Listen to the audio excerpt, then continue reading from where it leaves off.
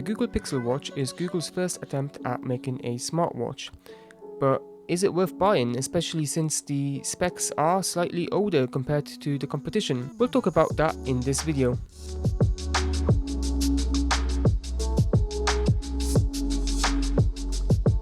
Hey, how's it going guys? I'm Dom and welcome back to my channel. In today's video, I wanted to talk about the Google Pixel Watch, which I've been daily driving for a while now. I want to talk about it mainly from a user's point of view because there's been a lot of mixed feelings, views and opinions about this watch, mainly the performance and battery life.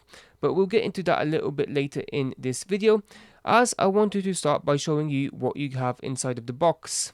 I'm leaving it in this packaging for a reason. I mean, it looks really cool. Just look at that. Hi there, the Google store. This is probably one of the nicest unboxing experiences I've had when it comes to parcels themselves. So this here is the beauty in question. So I went with the obsidian color because my phone is obsidian, and I think it just looks really cool. So this is what the box looks like. Let's open it.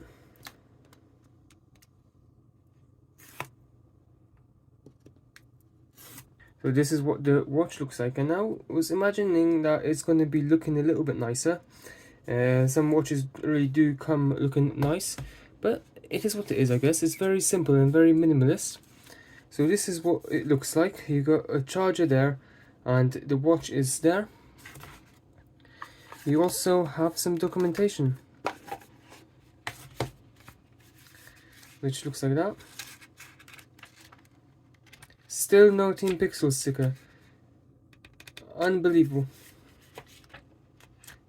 Back in the early days, for those of you who are unaware, they used to include Team Pixel stickers. Looks like they've stopped doing that nowadays, which is a shame. Let's take a closer look at the watch. That is a massive looking charger. That charger? Or am I imagining things? Yeah, so this is what the watch looks like. Already I'm seeing that it is actually slightly smaller than my Samsung Galaxy Watch 5. But at the side, have a closer look at what we actually get here. There's another band here. This looks to be, is either a smaller or a larger version. There you are. Oh no, so that isn't the charger. I don't know why I thought that was a charger. Nice little cheeky Google logo there as well. And it's USB-C as well. Okay, so let's start by taking a closer look at this watch. I'm not sure if you can see it from here, but there is a screen protector on this.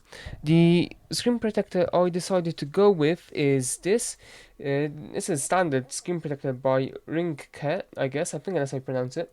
But it's simply a protective film, and it's actually disguised it really well because it is difficult to see. I think you can slightly see it on the camera, but that's because it's slightly enhanced. I am recording with the Pixel 7 Pro on this one. But yeah, in general life, I guess you will find it difficult to see. So yeah, I'm actually using the small band. It comes with either a large or a small band. I've connected the small band to it, simply because my hands are rather small. But yeah, this is what the watch looks like. I've disabled the screen lock for now, so that it doesn't go to sleep. This is the current watch face I decided to go with. But the initial one I was using, which I really liked, is this one. I think it's a absolute brilliant looking watch face, and I still do use it from time to time. But this watch face here is my everyday watch face, simply because you got your battery life, your weather, your date, as well as your steps, which are to me some of the most important information that I need on a daily basis. So yeah, if I scroll up, I have my notifications on. I'm going to clear them. If I scroll down, I have a settings menu, and I really need to charge it. It's on 20%. Then if you start scrolling either side, to be fair, it will give you your widgets. So currently I have my Fitbit step widget there. I have another very important Google Keep widget here, which I use quite a lot. And actually, saying that, with Google Keep I can actually create a voice note. So for example, if I create a new note, wait for it to initialize, This is a voice note. So whenever I'm out and about, if I need to remember something, I just use this. It really does help. And to be fair with you, you can use this on most Wear OS smartwatches, such as the TicWatch Pro 3 Ultra. It's just a nice thing I like to have, and I like that this is a widget. I might actually swap these two around because I tend to use this slightly more. But yeah, I've got my heart rate, which isn't showing it at the minute because I'm not wearing the watch. My exercise, my sleep. And this is what the sleep widget looks like. A good sleep score. For those of you who are interested, it does show you your REM sleep as well. Obviously, there'll be more information within the Fitbit app. And this is the watch version of the Fitbit app. You've got your steps, your floors, your distance, calories burned, that sort of stuff. If you are into your health and fitness, it's pretty cool, and you've got some pretty decent information there. And actually saying that at the minute, it does come with 6 months free of Fitbit Premium, which is a very good thing to see. I honestly do like the apps. One thing I do think that Google need to work on is the menu. I mean, the menu is actually really clear, and you can either scroll using your finger like that, or you can use the dial here. Yeah, there are some pretty decent apps on it, but one of my biggest complaints about Wear OS and Android is the fact that a lot of the mainstream apps which support the Apple Watch don't actually have watch apps for the Wear OS platform, and if they do, it's either not supported by the latest version of Wear OS or it's just a very basic app. Okay, since recording the last part of this video, I had to put the watch on charge. I'm not sure if you saw, but it was around 18 or 19%.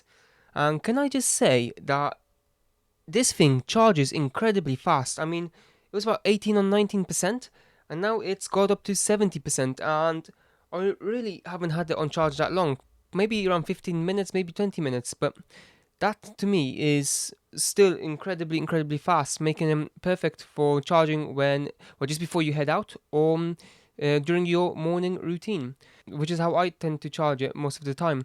Now, this is what it looks like when it's charging. So the charger doesn't look too bulky. This is the animation that you get. But yeah, I absolutely love the fact that it charges so fast. But yeah, let's start talking about the battery. So on a standard day like today, the watch will last around 1.5 days, which actually is really good. Now, this is considering the fact that I'm not really using it that much. I'm not doing any activities on it through the Fitbit app or anything like that. But if I do tend to do a Fitbit activity, and the only one I tried it on so far is a cycling trip, obviously the battery does tend to go down if you are using your GPS.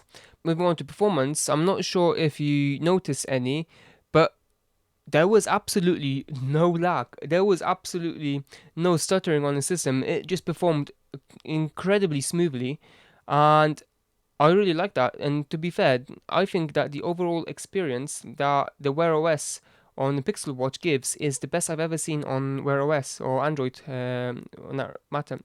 I mean, I was daily using the Samsung Galaxy Watch 5 for quite a while, and I think that the animations and just the feel of the watch is just so much better than it is on the Samsung Galaxy Watch 5 and many other smartwatches that I've tried and tested.